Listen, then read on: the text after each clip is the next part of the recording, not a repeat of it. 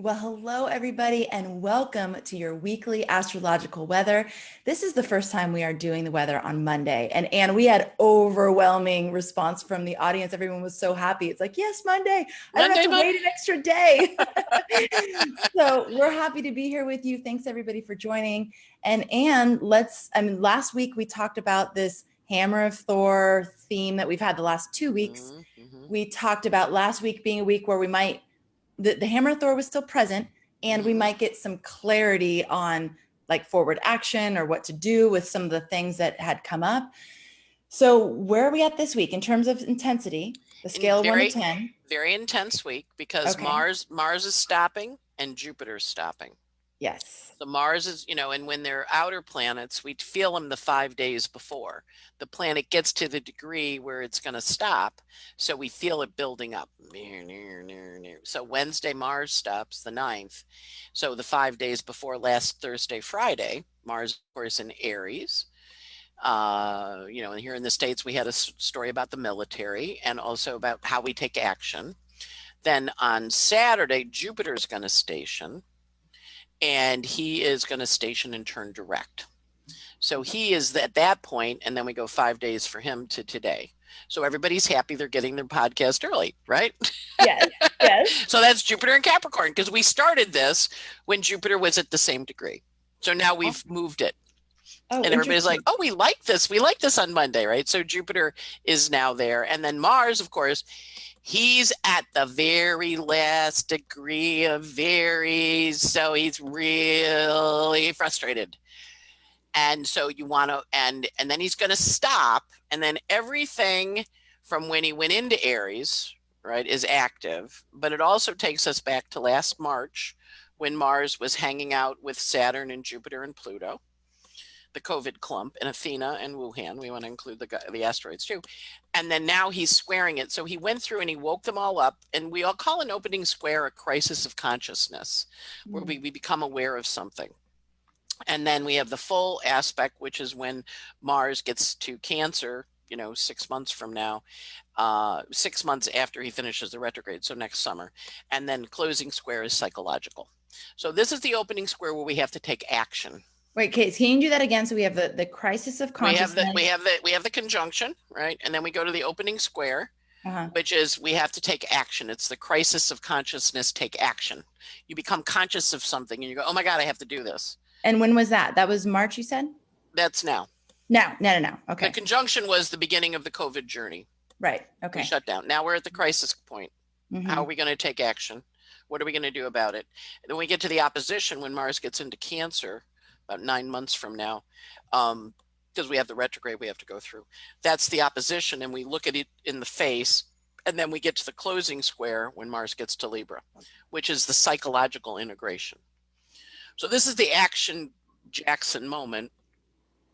When Mars went into his shadow July 25th, he said, okay, everything from July 25th through this Wednesday, September 9th, you're going to work on for the next 2 months, till the end of January.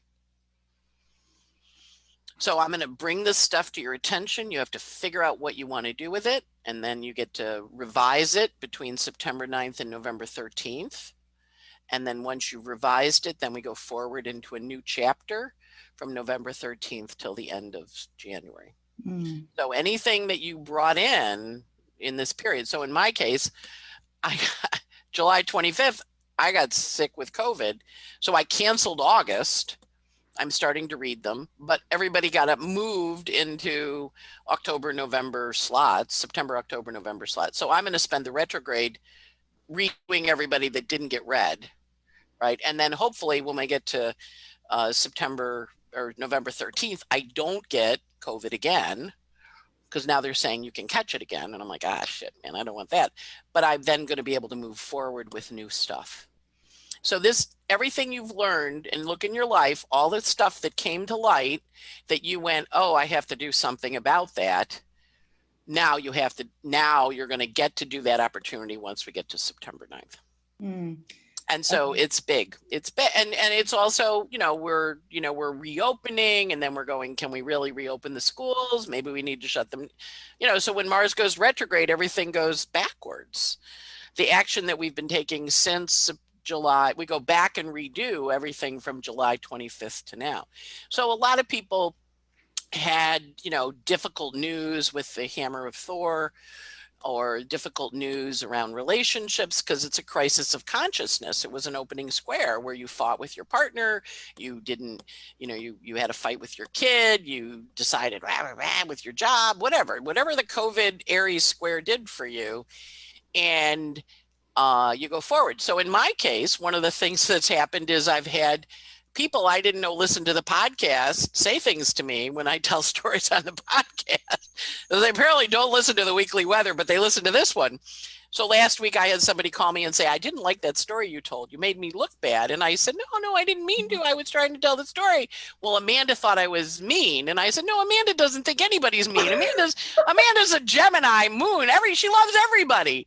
But I had to be aware of, I and David wrote, I didn't tell you the Hammer of Thor. You learned that from somebody else. And I'm like, okay. So my Hammer of Thor was people I didn't know listen to the podcast checking in. Yeah. And I said, Amanda loves everybody. Don't you love everybody, Amanda?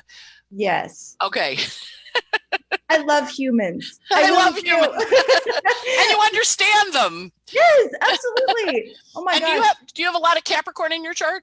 Yes. Do you really appreciate how hard work in life is? Oh my gosh, yes. Yes. Sun, Venus, Mercury, Capricorn, yes. And the Aquarius rising in me too is just like, I want to hug everybody. Yeah. And that's the part of me that just loves humanity and like sees our struggle. And it's like, we're all doing it together. Like, yes, absolutely. Mm-hmm, mm-hmm. Okay. So now we get to revise that story and figure it out and what we want to do about it. Mm-hmm. Right. And then we get to go forward and say, okay, what are we doing next? Okay. All right. It's big. So the energy of the Mars station is hard because it's the 5 days leading in, which is last Thursday, Friday, which Mars in Aries is military. So we had the military stuff, but Mars stopping at the last degree of Aries. He's so intense and I have to do something, but he's so frustrated. And then he goes backwards. Yeah. and then he goes backwards until November 13th. So when I was watching Meet the Press this weekend, and Chuck Todd had on vote counting people, right? He goes, don't think election day, think election period. Yes. And I'm like, Mars goes direct on November 13th. That's probably when we're going to know what the results are. Mm-hmm. Right. So it's understanding that everything that came up in our life, in the culture, we're going to watch that story unfold, go backwards, and then we're going to watch it go forwards as of the 13th of November. So it's big. And of course, our election is tied to it. So I'm watching that. But everybody in your own world, your own cultures, just think about where Mars is in your chart. So Mars in my case is in my second house of money. I canceled all those appointments because I was sick. And then when I was getting better, I didn't have the energy. So I didn't want to read somebody and not give them their money's worth. So I'm aware of giving the client their money's worth for the service I provide. Mm-hmm. Seventh house, Virgo sun, right? Like I want to make everybody happy and make them, and I've been saying to people, are you happy with your reading? Which I don't normally ask because I want to make sure, because I know how I read, but I also can feel like I'm reading, but it's a little shift. So I want to make sure that I answered their questions and they're happy and, whatever. So that's the energy of, for me, and everybody else, look at what happened from July 25th through Wednesday. And then that's your story. Till Wednesday of last week or Wednesday of this Wednesday week? this week, the 9th. This week. Okay. Wednesday, the 9th. Yeah. And Anne, would you say that, and I think you did say this, but I just want to ask you again. Gemini moon. Exactly. Yes. Relationships, would you say that that's like the primary focus of? Depends on where your COVID clump is. So in your case, you're a Capricorn. So where is Aries in your chart? Well, Aries in my natal chart is in the 7th house of other people. Yeah. No, where's transiting Aries? Where's transiting Mars in Aries? I don't know. How do I know? You're Aquarius rising. Yes. So Saturn's in your 12th house. The COVID clump's in your 12th. So you're providing a service to people that watch the podcast and apply it to their lives. And your Mars is in your 2nd and 3rd house. So you're taking action of value, you're taking action, hopefully to provide value to people. Yeah. Okay. So, I can say that I have felt this station, like it's almost like I keep hearing that sound, that like, boom. It feels like the planets are just like, they're just present and solid and sitting there. And it's almost like they're grinding on us. Like there's something so intense with this lack of movement, with this lack of motion.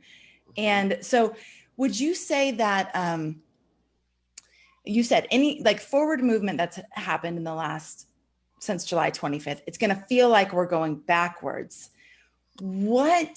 Again, I know I say this a lot, but I'm going to say it again because I think we need to be reminded. It's not happening to punish us. There's something that we're needing to glean as we go back through some of these things over again. So like for you, if you got sick during COVID, during that last period, this might be okay. And I'm just throwing this out there. Because your health in order, Ann. Yeah. And I know you were starting to make some improvements in your health. So it's like, okay, like get really serious about those things. I lost 23 pounds with COVID. Amazing. Yeah. So like what a diet starter, not an easy way, but I'm like, all right, I'm down some weight. Yeah. I mean, but we've talked before about how the things that happen in threes, it's like, okay, here's the first pass. All right, now's the second pass. Like, how are you going to deal with this differently? How are you going to see it differently? How are you going to approach it differently? And then the third pass is like, okay, integrate everything you just learned. So we're in the second pass, right? Mm-hmm. Right. And we have a lot of threes: Goldilocks and the Three Bears, Three Wishes, right? Think of all the threes, the things that come in threes. A 3-leaf clover is lucky. So, and literally we know the dimension. The third dimension. Yes. Yeah. We're in 3D.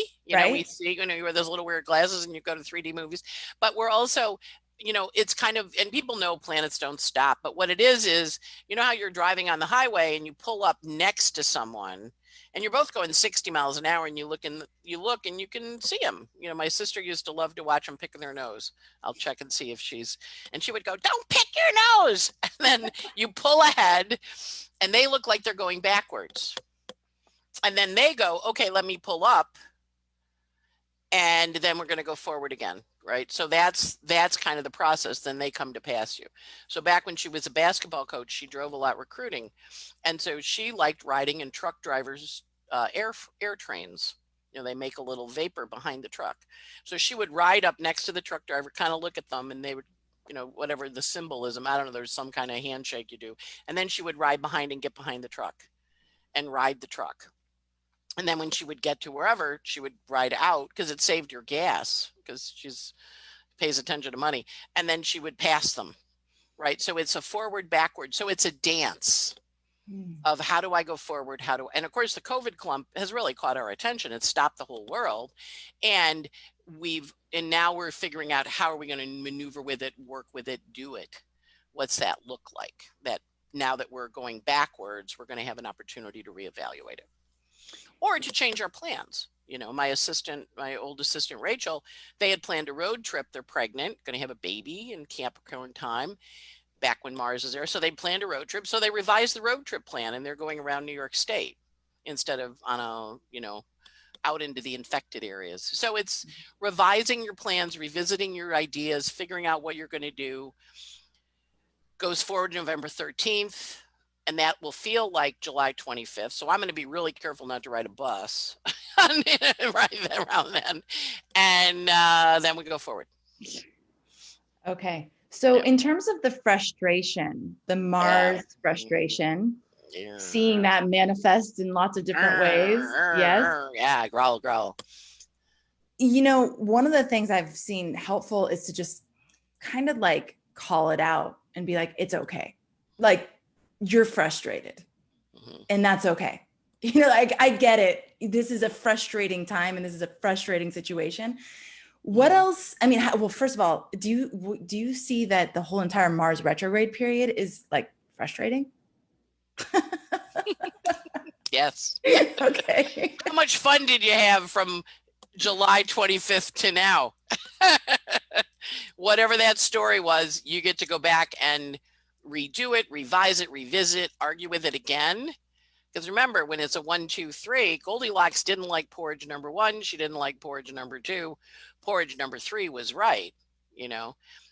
So it's understanding that, you make the wish, then you go, that's not really what I wanted. And then number 2 is I revise it. And then number 3 is, okay, now I got the right version. So go watch Nanny McPhee with Emma Thompson. It's a great movie because the kids go, I want to stay in bed all day. And she goes, okay. And she stamps her cane. And then they're stuck in their beds. And they go, that's not what I wanted. And then she goes, And then she goes, and she releases them. And then they learn how to ask properly. They learn how to do it properly. So yes, very frustrating. Men get a little crazy because Mars is retrograde. Women's masculine side gets a little crazy. Mm-hmm. And Mars retrograde in Aries is very direct. Mars retrograde is a little passive aggressive. So you're going to say to people, boy, that was passive aggressive.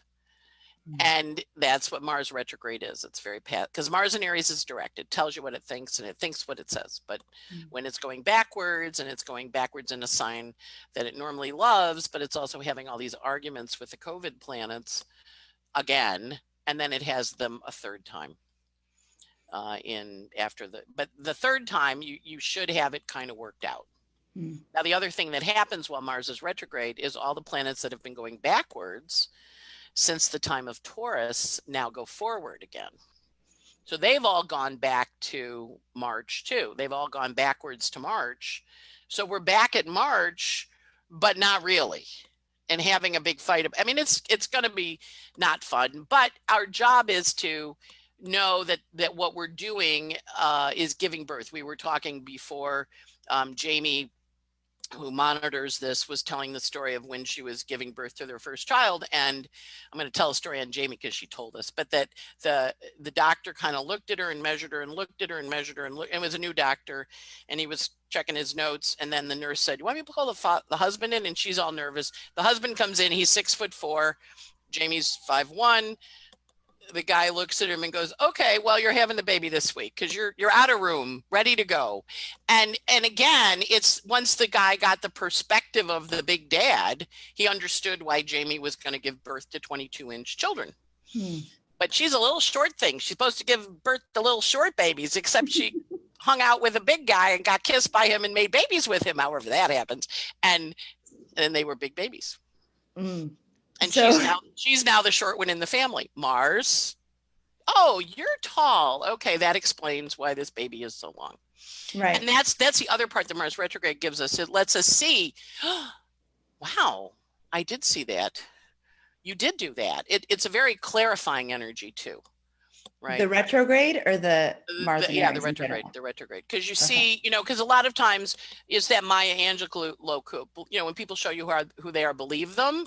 And then she always adds the first time they show you. So Mars retrogrades, they show you the second time. Then Mars direct, they show you the third time. So you can't miss it. 1, 2, 3, get ready, get set, go. We see 3s everywhere. Right. Yeah. It's my favorite number. Always has been. Yeah. So Anne, Paula has a question. Yes. And this is the same question I asked last week. What if we did have fun from July 25th to now? What if things have been smooth? That is great. You are one of the lucky, but you watched other people have trouble. So the people that you watched have trouble, you're going to help. Right. Because it's not, it was somewhere in your chart, but if it was in a good place, you got a new job, because a lot of people did get new stuff. They finally released something or opened something or started. That's all great.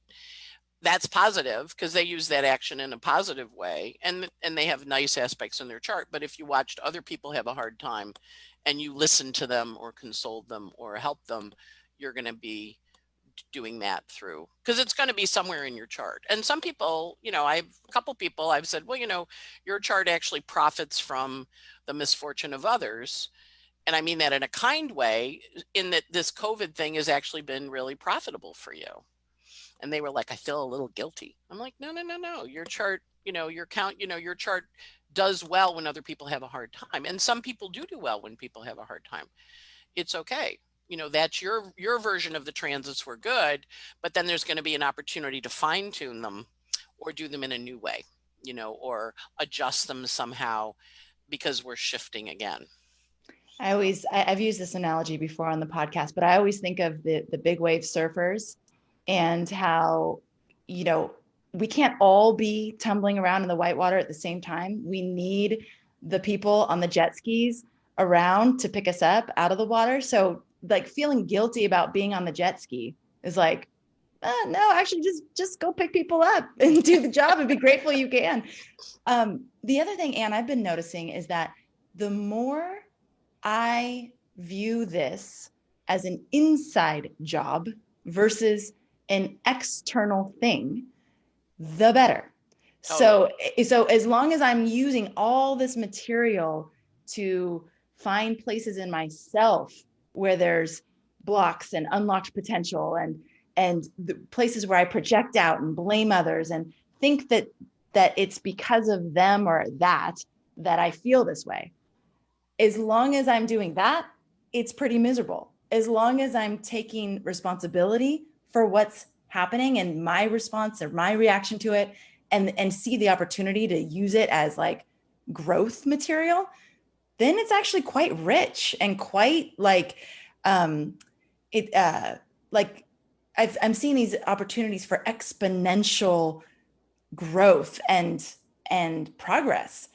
So I would offer, not only about where it's falling in your chart, but also how you're engaging with it. I've noticed this in other people too. It's not just me. I'm noticing the ones who are like, yeah, like this is opportunity. There is possibility. I'm getting better, and even though it's hard, it's uncomfortable, it sucks, all those things.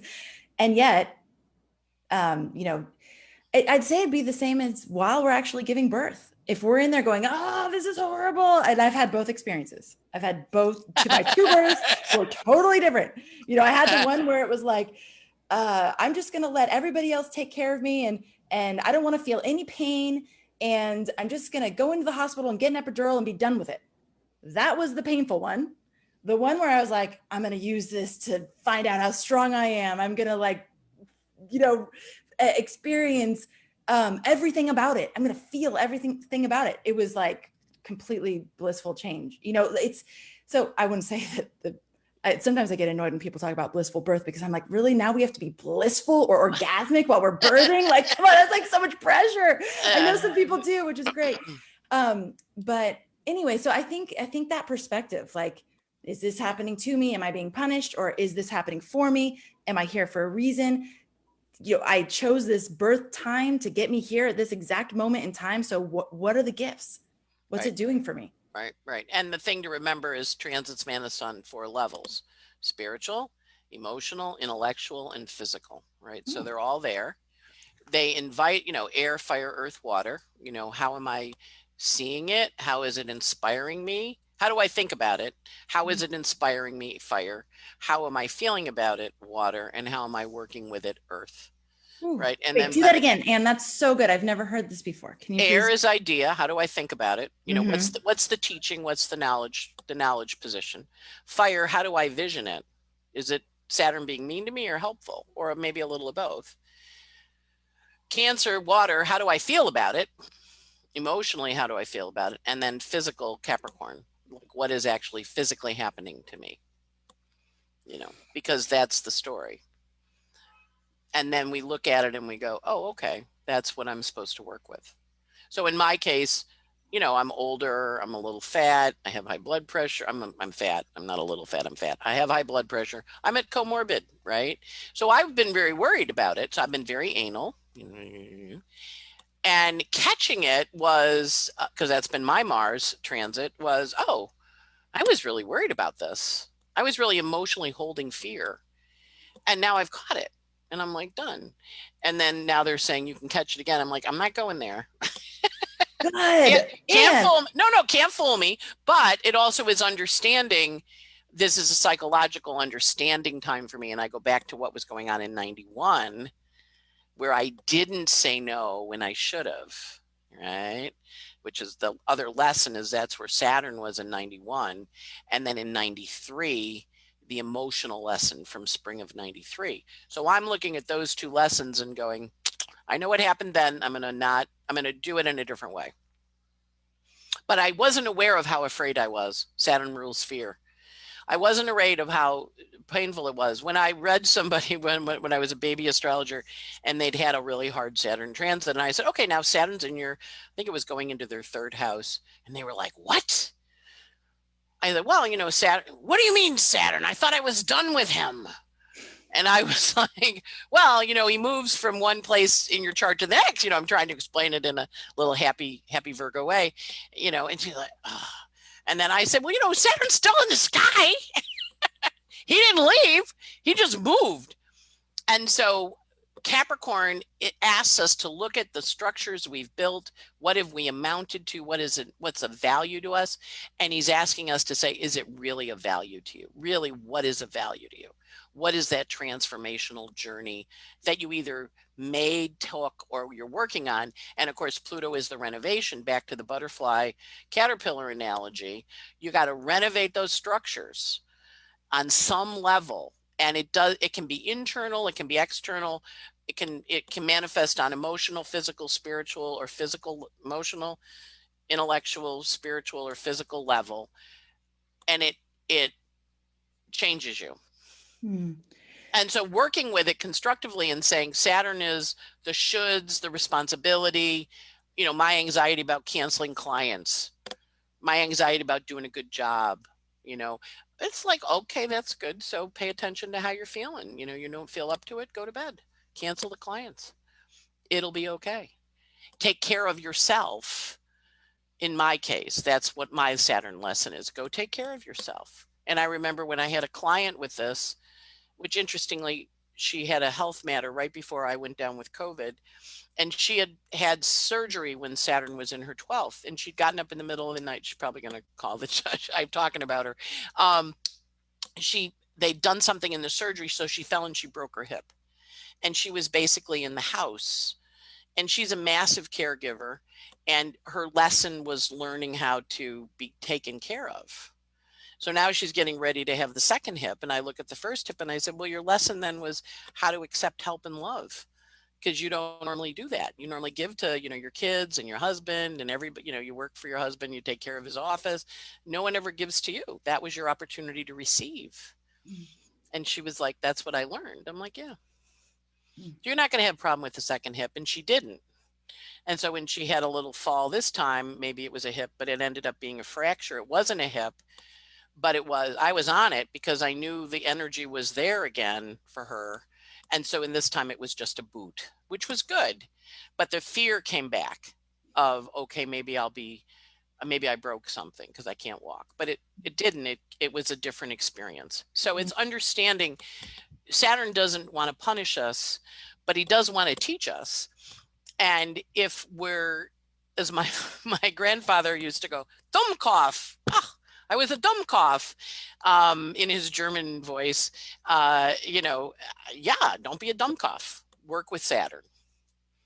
And one of the things I've been noticing about Saturn is that it's giving us this opportunity to intimately learn and experience what fear is, how it operates, how it moves, how it controls, how it attracts in things into our life, and what it tries to do in order to not feel like that. I'm witnessing, I'm experiencing. It's like, okay, I feel fear, so I'm going to do everything I can to control everything around me, everyone around me, every experience around me, so that I don't have to feel this vulnerability, this fear of death, this fear of loss, this fear of whatever it is. And it's for me, I feel like we're getting like a PhD level opportunity to understand fear. Again, not for us to stay in it, not for us to be stuck there, but to be like, oh, I see how it paralyzes me. I see how it inhibits my critical thinking. I see how it separates me from everybody in my life. All these things. And that's for me has been profound, like within myself, but then also in people around me. It's like, this is what fear does. This is what fear does. It divides us. It keeps us small. It keeps us cowering in our room when we could be living. We could be alive fully. And again, it's not for us to stay there. It's not like, oh, I'm going to put fear in you. I mean, look at what fear's done throughout history. I mean, fear is one of the things that I believe has kept humans stuck and small and totally out of touch with our potential. So this is good. And I would love to ask you this too. This is a personal question. Pluto is power. Yep. And he's with Saturn. So I'm going to try and power over the fear. Yes. Right. In your case, Saturn and Pluto are in the 12th house, which is a PhD house. So you're getting the PhD. All of your listeners are getting how to use it in their life because that's their 6th house, right? All your clients. And it is really, if we understand, remember, think about when Saturn and Pluto meet up, we have pandemics, we have wars. What do those both do? They make us afraid. Oh, yeah. Yes. And question for you. Yep. Out of my curiosity and my, maybe I'll do my dissertation on fear here. What did you think the fear was? So you say you didn't realize you had so much fear. Right. What did you think it was? Like, was it? I thought I was going to die from it. Wait, but what I mean is, did you? Because what I've seen is that we justify fear. We don't think it's fear. We think it's something else. We think it's logic. We think it's common sense. We think it's, so what did you think the fear was before you knew that you were so afraid? Well, I know I'm a good astrologer, one, and two, a while back, I don't remember when, but it was a while back. It was between 94 and now. I had somebody say to me, you're dying in 2020.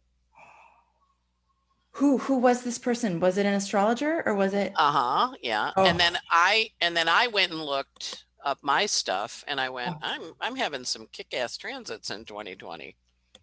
So when this showed up, I'm like, ooh, I caught in the AIDS epidemic, I caught tuberculosis. I have Neptune in the 8th. I can die of drowning. This is a pneumonia disease. So I've been waiting for 2020. Thank you so much for sharing that because the reason why this is so important is because astrology can scare us. We can use it to become more afraid versus empowered. And that's why, like every single time we talk on any show with Astrology Hub, it's like, all right, what do we do with this? What is the empowering stance with this information? And that's so huge what you just shared, because this is an example of astrology actually being the thing that made you more afraid, and understandably so. I mean, if someone said, hey, you're going to die in 2020 to me, be like, damn, okay. Like start writing my will and writing my goodbye letters, Make sure I've got all that in order, right? Yeah. Especially because we know astrology is so accurate. But so now, was that I'm not done with 2020 yet, Amanda. That's true. That's why I said when Mars gets back to 15 of, when it gets back to November 13th, I'm going to be like, okay, let me be careful because I got this window. So at one point I talked to a medium or something and she said, it's a portal. You don't have to go through it. You don't, it's an opportunity. You don't have to leave. Right. So I was very assertive, doing my vitamins, doing my zinc tablets, and I go out in the public. I put a zinc tablet in my mouth because it kills the virus. So I didn't get it in my lungs. I got it in my head. So I've been very anal about it, in terms of, okay, how do I work with it and what do I do? Yeah. Well, there's also this opportunity and invitation for all of us. And we don't like to talk about this, but to make peace with death. I mean, we're all going to die. So it's like, what do we do with the life we have? What do we do with the moments we have? What do we do to like suck the marrow out of the life that is here? And And then, and we just had a big witness with it with Chadman Boseman leaving at 42, which is a Saturn opposition. hmm, And the interview where he said to people, I am dead. You know, what about Black Panther 2? He goes, I'm dead. And they were like, what about, he says, I'm dead. And they said it 3 times. He literally said it 3 times. I'm like, he just told us he knew he was dying. He wasn't going to be in Black Panther 2. And now when you go back and you look at the tapes, watching him in the interviews, you can watch when he gets a little sad or he gets a little, you know, because he's carrying the secret that he has this illness. but how interesting. I mean, yeah, well, that's a whole nother sidebar, but No, but it's also, yeah, you know, knowing you're going to go, you know, yeah, and we all are going to die. We just don't always have an expiration date. Right. And sometimes we live in the refrigerator longer than the expiration date. You know? And we go, 19, man, that was last year. I didn't throw that away. I just threw out some almond milk. It's not like my favorite. And I'm like, 19. Okay, this is probably not good. And the bottle had gotten a little puffy, you know, like. I just noticed this because I'm 42 also. Mm-hmm. Kobe was also 42. Yep. Mm-hmm. Mm-hmm. And so that, yeah, wow. That's That's the Saturn opposition. Have you finished your work? You know, it's an exit portal. There's a few of them that happen. 29 is a big exit portal. right. 27 for the lunar return. And it is, have you done your work? Are you ready to go? Or you're at a crossroads. It doesn't always mean an exit, but it means a facing of your Saturn, whatever his story is. And why you have to learn to work with it, you know? Yeah. Yeah. Well, I, for one, would love to have you around long beyond 2020. Not planning on leaving, you know, it's Yes. a portal. And Yes. honestly, you know, on occasion when I see, you know, something hard in someone's chart, I say, okay, you want to watch out for this. Mhm. And I had a client who had finished a major big karma thing and was really releasing stuff. And he has a really strong aspect in his chart. And I said, you need to be careful about breath and air. There's a danger here around breath and air. So just any situation with breath and air, I want you paying attention and being on it. And he was meditating in a cave, I think off the coast of Thailand. And it was a cave you could get into when the tide was out.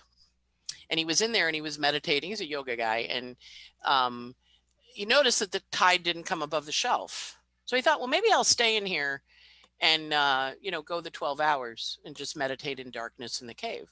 And then he heard my voice say, and be careful of air, issues with air. And then he went, and then he heard me again. And then he went to go out and the tide was coming in. It was a little hard. And he thought, and then he heard me again and he pushed through and he got to land. And somebody on the land said, it's good you left. We usually lose a few people in that cave because there's not enough oxygen in there for 12 hours. Wow. So you can kind of see it, but you don't always know what the energy is about, but you do know the energy, kind of coming in, right? And so you look and you say, okay, that energy, all right, I'm gonna pay attention to that energy structurally. What does it mean? And okay, couple questions. Yeah, First of all, wasn't Saturn trying to avoid his death by eating? Isn't that the story? He was eating his kids. And then he did it because, Uranus, he killed his father, right? He killed Uranus. So Uranus said, same thing's going to happen to you. Your kids are going to eat you. So he was like, oh shit, let me eat my kids. Right. So that's serious karma. Like that's karma. He ate his dad and his dad's like, your kids are going to eat you. So I would say the invitation of that myth would be to not to try and avoid the karma, but actually to forgive and resolve and like work out your problems with your kids if they don't want to kill you. Yeah, exactly. Like, okay. So that's one lesson there, I think, hidden in that myth because okay. And then the second question is, would you say that it's irresponsible as an astrologer to tell someone that a year or a time is when they're going to die, or any sort of like prescriptive, like this is a finality and this is the only way this could manifest? There are different theories on it because in the traditional Vedic system, which is what I was told it by a Vedic astrologer, and then I went and looked at my Western chart and went, man, these are some kick-ass transits, right? Yeah. And in their culture, you have to get your job done in this incarnation and you have until this to do it. So it's actually a responsibility where they tell you, right? Which is different. Yeah. Well, Mhm. because karmically, you got to get this done by then, Right. or because that's your exit port. Mm. Now, in modern medicine, we keep people past their expiration dates. We save them, right? So when I took a medieval course with Bernadette Brady, she said, you may find out you've already died because you had something happen that would have killed you and you lived through it due to modern medicine, right? So when my uncle got sick, he had a tumor in his bladder he was a smoker. So, the nicotine forms tumors. So they did the tumor. And when they were scanning him, they noticed he had an aneurysm in his abdomen. Now, all his siblings dropped dead at 62. He was from a family of like 11, I think. And all the siblings above him dropped dead at 62. And there was this big aneurysm. So they operated on the abdominal aneurysm. And then they said, check the ones behind you. The ones behind him all had it too.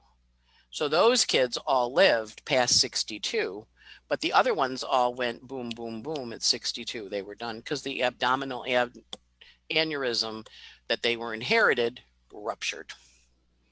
Right. So there's a story there where we repeat the story. My neighbor across the street dropped dead on our porch. My dad was a doctor, so he rang the doorbell, but he had an aneurysm and he dropped dead. He was 38, left the widow and the two kids. The oldest daughter dropped dead at 38 of an aneurysm in the same part of the brain. So that's why when where they say, hey, you've got this thing, go get it checked. You inherit stuff. You inherit things positively from the father too, but you also can inherit. And a lot of times psychologically, if you lose a parent at a young age, when you get to be that age, you get a little weird, right? Because, and then once you get past it, you don't know how to live because you don't have the model ahead of you of that parent, right? Mm-hmm. So it's a very interesting thing. And I, of course, have Saturn and Scorpio which is the sign of death, in the 8th house, which is the sign of death. And, and so when people say to me, well, when am I going to die? I go, well, there's modern medicine and you can get saved a lot. It's not, and also as a Western astrologer in the organizations I'm in, ethically, I ethically have taken a vow not to say that, it's part of the ethics, but I can refer you to astrologers that'll tell you when you're going to die. Do you want me to do that? Because I know who will tell you when you're going to die. Mm. And, or to the best of their ability, obviously. So there's the, so it's a changing portal. It's like my uncle had a portal, then 7 years later, he got the cancer again. That time he had a heart issue, lived through that. And then 14 years after the first cancer, that's when he left. Mm. So, again, we hear Saturn when we hear 7 years, right? So yeah, he's a big guy. So my love, who came in, we had our first date when Saturn went into Capricorn, December 21st, 2017. Mm-hmm. And I've been asking him questions just because I like to interview people, as you all know.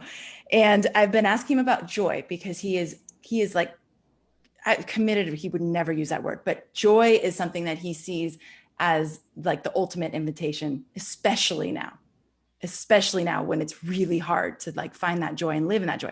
So I asked him, what do you see as the most important ingredient in being able to live with joy? And he said, in myself and what I see in others who are truly joyful, they know they're already dead. They're already dead. I'm already dead. They're already dead. And so then they can live with the joy and without the fear of death. And I was like, whoa, okay. Right. Like that's some good stuff right there. That's really big. That's really big. And it gives you such a different perspective. Yeah, exactly. Anybody who's had the near-death experiences that have come back, it's those people I've met and read books and watched movies of these people. They're able to access that joy because it's like, hey, I'm not afraid of that anymore. Because you know what? It actually it's kind of nice over there. Like it's not this thing that it's actually a little more fun than here. Yes, I actually didn't want to come back, Right. And then there's that knowing of like, okay, every moment is so very precious. Precious.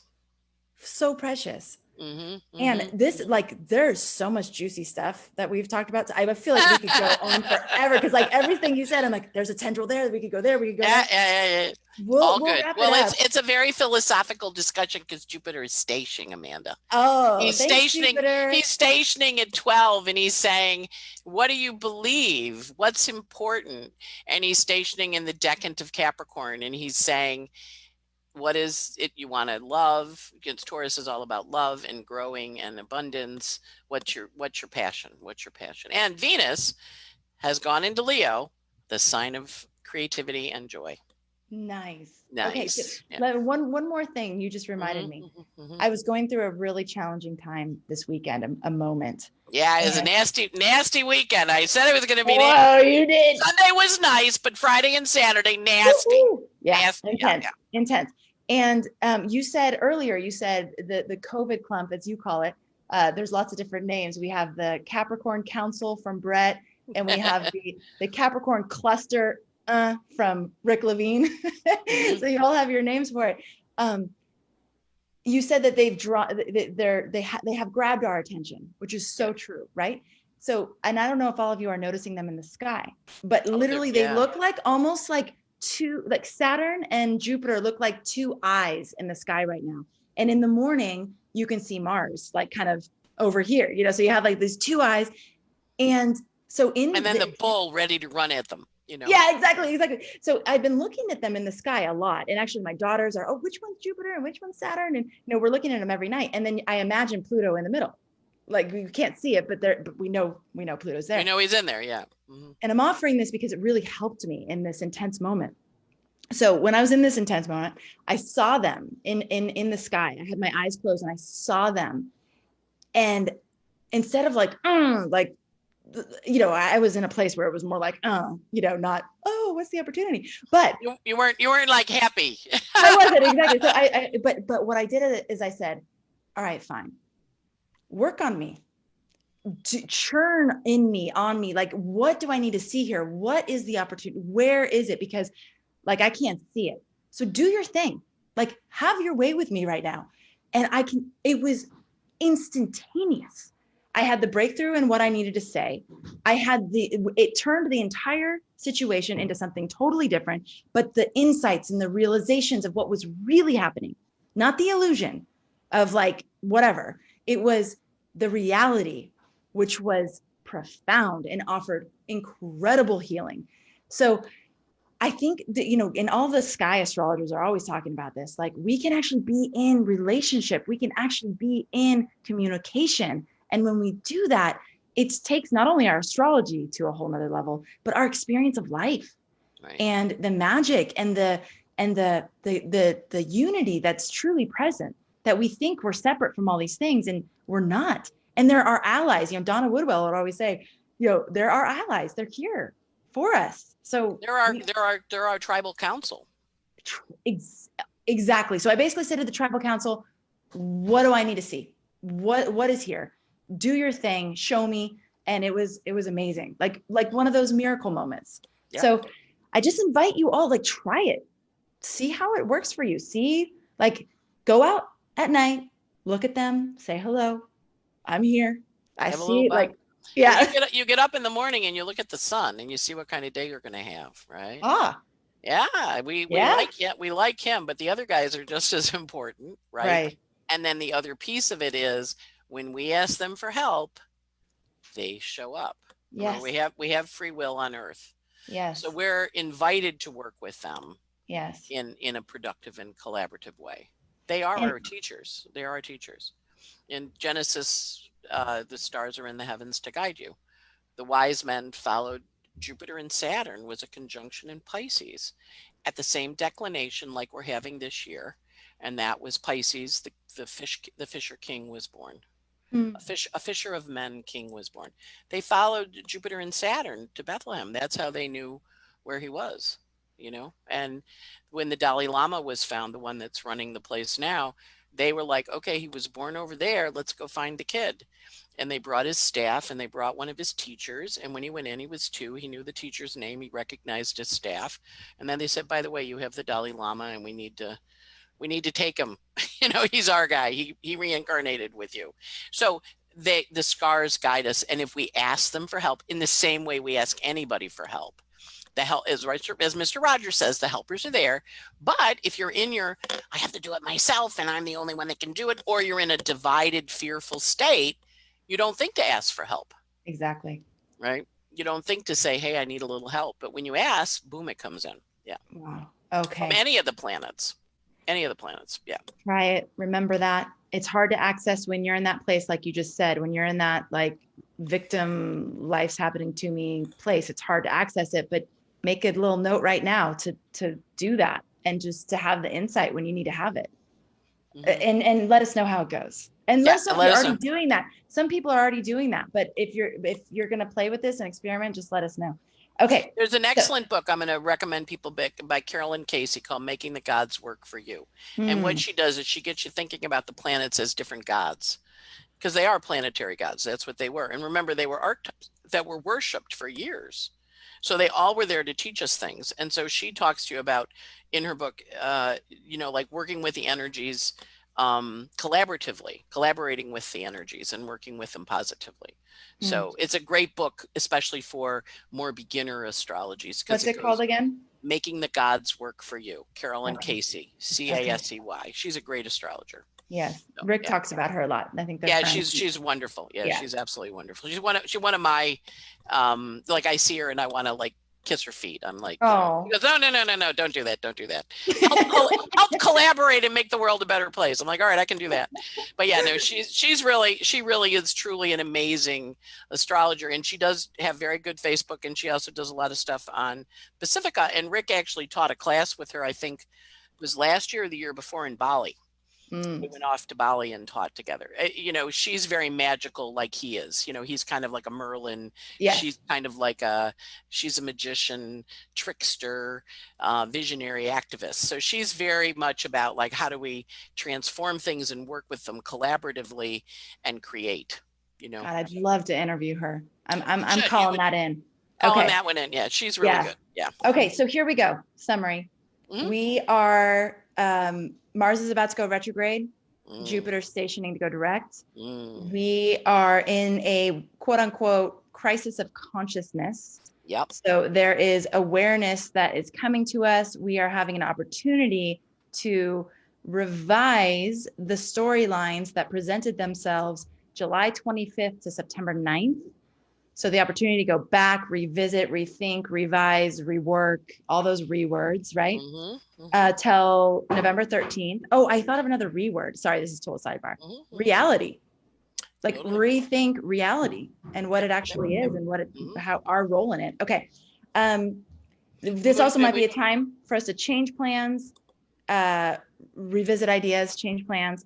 And that's the biggest thing I have, Anne. Yep. And take two approaches. Moon is in Taurus today, tomorrow, and Taurus, good closing aspects. It goes into Gemini.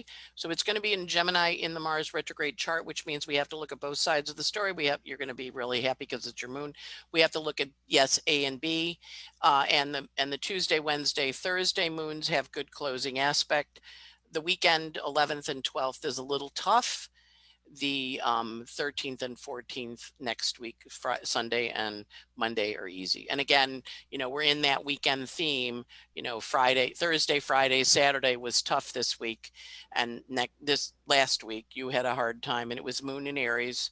This week, it's moon in Cancer. So it's separating emotional, the 11th, the 12th, and then it's the 13th that goes into Leo. So Friday and Saturday are emotionally tough this week. So, yeah. So just, be kind. Got the weekend thing again. It's running on the weekends, man. That's where the moons are in cardinal signs. So they're aspecting the COVID clump, the Capricorn cluster, or whatever the other Capricorn council we have. Council. Okay. Yeah. And then what does Rick call it? The Capricorn cluster. You can add if you want. Okay. So moon aspects them this week, emotionally making you aware of things you need to see. Yes. Okay. Last week you saw it. This week you have to do something about it. So right. Okay. Yeah. All right, everybody. We have talked about Rick quite a bit, so I'm just going to tell you all about the opportunity we have right now for you to Yes, get your excellent opportunity. astrology foundations. He hasn't Mhm. taught this in decades, and Mhm. I'm so honored that he's teaching it with us through us. So, pre-sale is open right now for astrology foundations with master astrologer Rick Levine. The class isn't actually going to start until October 4th, but if you want to get in now, you can get access to his quincunx bonus, which is a mastery class on working with quincunxes in the chart and what that means. And then you also get your coupon code for 50% off the astrology of relationships workshop he did with us last year. So you can just kind of like get started and get oriented with some materials before class officially starts on October 4th. It's a 5-week experience, and you're going to learn just the foundations of astrology through his lens, which, as you all know, every astrologer has a different way that they approach astrology. So if you resonate with the way that Rick does astrology, this will be a great way for you to like understand the underpinnings and get the foundation. We're going to follow up with a chart reading course with him. But so you go to astrologyhub.com/foundations, astrologyhub.com/foundations. Again, we're like not really officially open, but we're just making it available to those of you who want to dive in and just reserve your spot now. Yeah. And he's doing it after all the COVID cluster clump, whatever, go direct. Pluto goes direct the first week in October. So he's starting this class after everybody's direct. So he'll, good Capricorn knowledge coming in on it. Exactly. And Rick is one of the best teachers in the astrology world. Yeah. I mean, I feel so lucky to have you and him as like our anchor shows at Astrology Hub. I'm like, it couldn't be more perfect. And I'm just so honored that you both trust us to, provide the platform that allows you to do your work in the way that you feel good about. Like that's it's such a hard time on earth, and our job as astrologers is to help people. And I've been in conferences with him where we're out for dinner after the conference and he whips out his iPad and he does a reading for the waiter or the waitress. No, because there's a need, and okay, and I'm like, you carry that with you. Like, he said, you never know when you need to do a reading. And I'm like, okay. That's Rick. Yeah, that's Rick. He's a wonderful, generous, wonderful soul. So yeah. Having you two around, there's so many times where I'll be listening to you and it's like, I feel like we're getting to sit at and just receive this. Okay. I know. I'll be good. It's going to be hard for you, but like to sit at the feet of the great philosophers or the great teachers throughout history that you read about now. And you go, wow, what would it have been like to like be sitting there listening? I feel like we get to do that now with you. And there's something about the experience that you have that it's irreplaceable. There's amazing, great, young, emerging astrologers. And I love that energy too. And to have the Capricorn in me just also really appreciates like old guys. I mean, I would geriatric astrologers. I would say our wisdom keepers, but okay. Okay, it's good. Yeah, but no, I mean, really, it's such an honor. So I just want to thank you, and thanks to Rick. And for any of you that want to tune into that, you can go to astrologyhub.com/foundations and reserve your spot now. He's so good. He's so really excited. Honestly, he doesn't do this kind of stuff. So I know. One of my students said to me, I'm like, Rick's teaching a foundation course. I thought, I think I'm going to sign up for it, because she was like, I signed up, and I'm like, great. Wow. Really? Great. Rick's teaching. Okay, cool. Exactly. So I'm like, yeah. That's how I feel. I'm like, oh my God, the perfect time, perfect place. And he's ready and he's excited. And yes, I invite astrologers. And he's such a generous teacher. Such a generous teacher. Yeah. All right. He was, when we would have the debriefs after the thing, he was always the last one in because his class always ran a little over because he wasn't done yet. So we'd have to wait for him. And he would always come, but he was always like, and then the guy who ran the thing started meeting in his room. Oh my gosh. We moved to work. So we would come and stand in the doorway like this. And Rick would be like, okay, I guess we have to wrap up now. Yes. Oh, yeah, it was good. Yeah. I just have to tell you, I mean, we obviously just want to chat. It's a social kind of day. It's Moon and Taurus, I just dropped my pen. And before we went live, I told my daughter, Sophia, Virgo, that a few days ago, I dropped my pen when we were live and I panicked because you know how I am. I'm like taking my notes, but it's weird to like go down and like get your pen while we're live. So I literally just dropped my pen again. And Sophia crawled over on the ground and picked it up and just handed it to me. And I gave her a little pet on the head. It was so sweet. My God. Okay. Thank you, Sophia. Yeah, thank you, Sophia. When's your birthday, Anne? The 11th. All right. Yeah. Okay, the 11th. The 11th, yeah. That's Friday. this week. That is Friday, yeah. Happy birthday. Thank you. Amazing. Thank you. Yay. Yeah. I have Mars stationing and Jupiter stationing in my solar return chart. I'm like between the two. So Wow. Yeah. Well, big year. birthday. Big year. We're so happy you're here. Thank you so Yes. much for being here and sharing your gifts with us every week.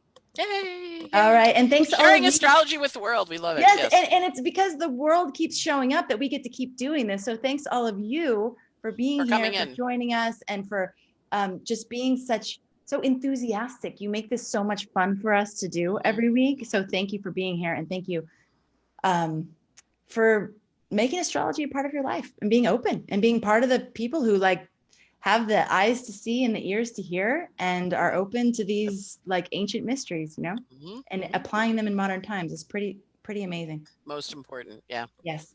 All right, everybody. Bye, Take everybody. care, and we'll see you soon. Okay. Bye. Have a great week.